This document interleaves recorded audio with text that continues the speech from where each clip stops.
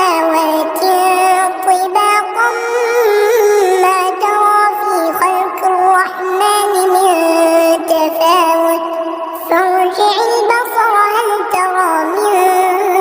فطور ثم ارجع البصر كرتين ينقلب إليك البصر خاسئا وهو حسير ولقد زينا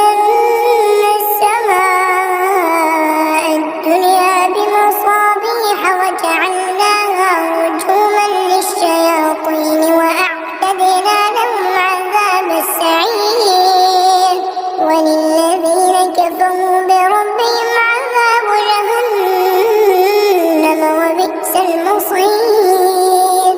إذا ألقوا فيها سمعوا لها شهيقا وهي تفور تكاد تميز من الغيظ كلما ألقي فيها فوج سألهم خزنتها ألم يأتكم نذير قالوا بلى قد جاءنا نذير فكذبنا وقلنا ما نزل الله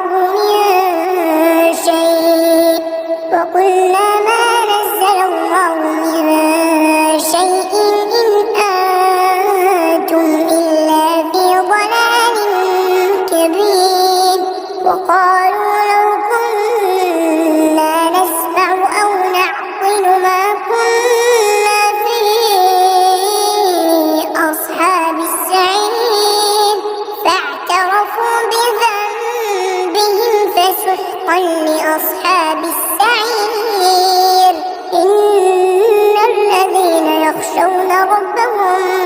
بالغيب لهم مغفرة وأجر كبير وأسروا قولكم أو اجهروا به إنه عليم بذات الصدور ألا يعلم من خلق وهو اللطيف الخبير هو الذي جعل لكم الأرض ذلولا فامشوا في مناكبها وكلوا من رزقه وإليه النشور أأمنتم من في السماء أن يخسف بكم الأرض فإذا هي تمور أم أمنتم من في السماء أن يرسل عليكم حاصبا فستعلمون كيف نذير ولقد كذب الذين من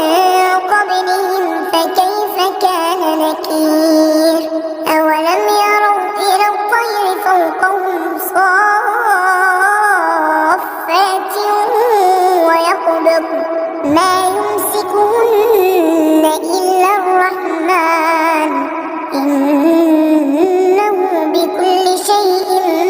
بصير أمن هذا الذي هو جند لكم يعصوكم من دون الرحمن إن الكافرون إلا في غرور أمن هذا الذي يرزقكم إن أمسك رزقه بل لجوا في عتو ونفور أفمن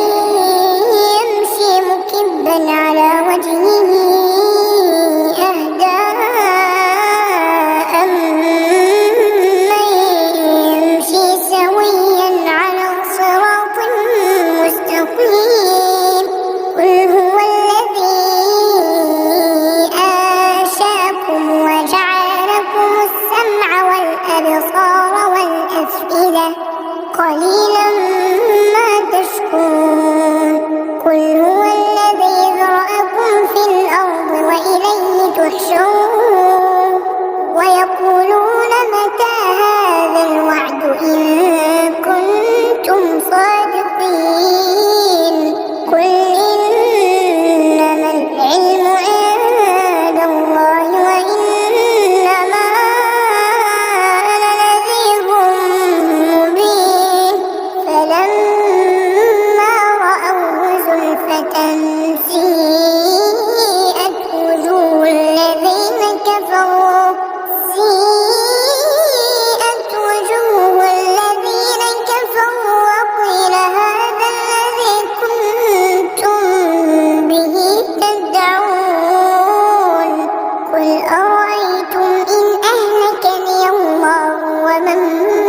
معي أو رحمنا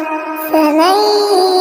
يجير الكافرين من عذاب أليم. قل هو الرحمن آمنا به وعليه توكلنا